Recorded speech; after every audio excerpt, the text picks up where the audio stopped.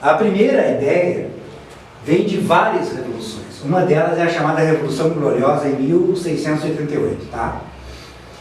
Eu tinha uma burguesia rica, mas que não tinha o poder. E eu tinha uma nobreza cheia de ostentação, mas que não tinha dinheiro, só tinha o poder. Esse conflito, a nobreza na Inglaterra se transforma em burguesa. Foi uma revolução em que a nobreza cedeu o poder político também para a burguesia, para que ela permanecesse no poder. E é por isso que nós temos a Rainha Elizabeth, até hoje, representando a monarquia como chefe de Estado. A nobreza foi mais esperta na Inglaterra, porque ela percebeu que quem tinha o capital era a burguesia surgindo nesse período. Já na França, nós temos a Revolução Francesa, onde a burguesia acabou, ou a classe média, acabou cortando a cabeça de muitos da nobreza e assumiu o poder. E aí surge a tal de esquerda e direita, nessa Revolução Francesa. Chegou um dado momento em que os nobres tiveram que se reunir com os revoltosos. Quem eram os revoltosos? Os burgueses, os artesãos, que viraram futuros operários. E aí tinha uma mesa que coordenava tudo isso. Do lado direito estava a nobreza.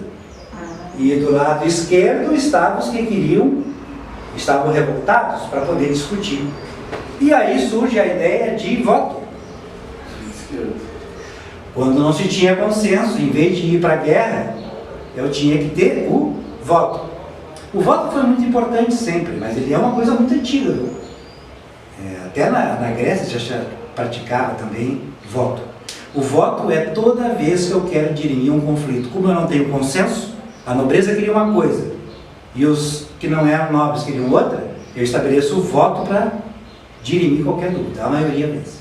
Mas eu tenho outras situações, né? A Revolução Industrial é uma coisa importante que vai dar poder. Vejam, olha a proximidade na Revolução Industrial, as máquinas produzindo agora tecidos, né? Uma série de coisas muda na humanidade porque a Revolução Industrial permitiu produção para o grande consumo, né? É por isso que o Brasil estava proibido nessa época de produzir, que tinha que consumir da Inglaterra e da França. A escravidão era um problema, porque era assim, escravo não tem salário, se não tem salário não tem consumo, se não tem consumo, como é que vai comprar o tecido que a Inglaterra e a França produziu? Não é porque era ruim ser escravo? Não, ninguém estava interessado nisso. O problema não, se o escravo morria ou não morria, tanto faz. O problema é que o escravo não tinha salário, não podia gastar, não podia comprar, e se não pode comprar, não pode consumir, e se não pode consumir, para quem que as indústrias vão vender? Vejam que nessa época, pessoal, o Brasil não produzia nem botão de camisa. Era tudo importado. O Brasil chegou a importar esqui da Inglaterra. Para andar de esqui aonde? Em que neve? Mas importou. Então, assim, a Primeira Guerra Mundial, importantíssimo. Qual é o objetivo da Primeira Guerra Mundial? O mesmo objetivo da Segunda. Resolveu? Não. Por isso que vai vir a Terceira. Qual é o objetivo da Primeira? E qual é o objetivo da Segunda Guerra Mundial? A África. Não se tinha domínio sobre a África. Na Primeira Guerra Mundial, muitos países, a Alemanha, não tinha nada na África de colônia. Como é que ela vai produzir riqueza se ela não tem onde dominar? A África é o último reduto de dominação. Conseguiu vitória? Não. Veio a Segunda Guerra Mundial. A Alemanha, de novo. Coincidência? Não. Porque a Alemanha e o Japão não tinham colônias na África. De onde é que vão tirar a riqueza? De onde é que vão tirar as pedras preciosas? De onde é que vão estabelecer o seu domínio para que eles consumam o que eles estão produzindo? Então eu tenho que ter guerra. A guerra é fundamental. Eu tenho, em 1917, eu tenho a Revolução Russa. Aqui, a esquerda, né, a chamada, os revoltosos, assume o poder e implanta o tal do socialismo. Para por aí? Não. Tem muito mais. Temos a Segunda Guerra Mundial, temos a Revolução Chinesa, temos a Revolução Cubana e temos a independência de vários países. Observem a data que muitos países se tornaram independentes na África. Qual é a relação? 45. O que acontece em 45? Termina a Segunda Guerra Mundial. E quem é que venceu a Segunda Guerra Mundial? A democracia. E como é que eu posso ser democrático se eu tenho um monte de colônias na África, dominando esses povos na África? Eu não posso justificar isso. Então, a partir de 46, vários movimentos de independência são vistos na África. E os países da Europa ficam naquela situação de constrangimento, alguns inclusive vão para a guerra, como é o caso da colônia francesa, que é a Argélia, né, que teve uma grande guerra civil, e outros países. Né? Mas vejam, uma coisa está ligada à outra. Todas essas revoluções aqui, vocês vejam, vou dar um exemplo aqui, a Revolução Chinesa, né?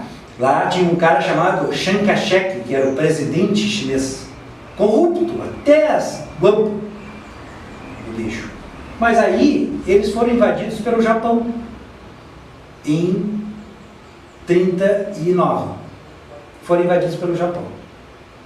O Chiang Kai-shek tinha um problema no país dele, que era um cara chamado Mao Tse-tung, que era um professor primário, que liderava um grande grupo de chineses, que estava tomando conta do país.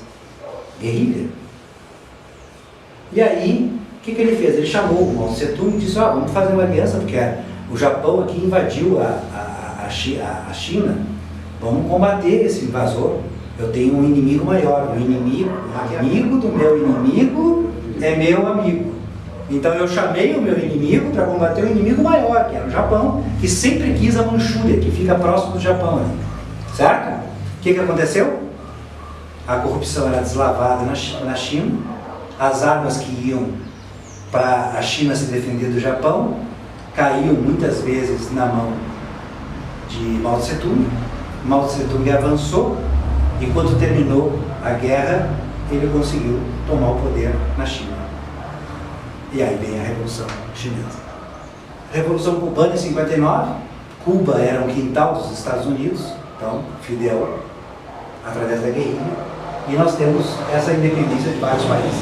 Então vejam que a ação política está presente em todas, porque a economia ela vai pressionando e aí as ações são para manter o status, e quando não consegue, tu tem grandes revoluções e guerras.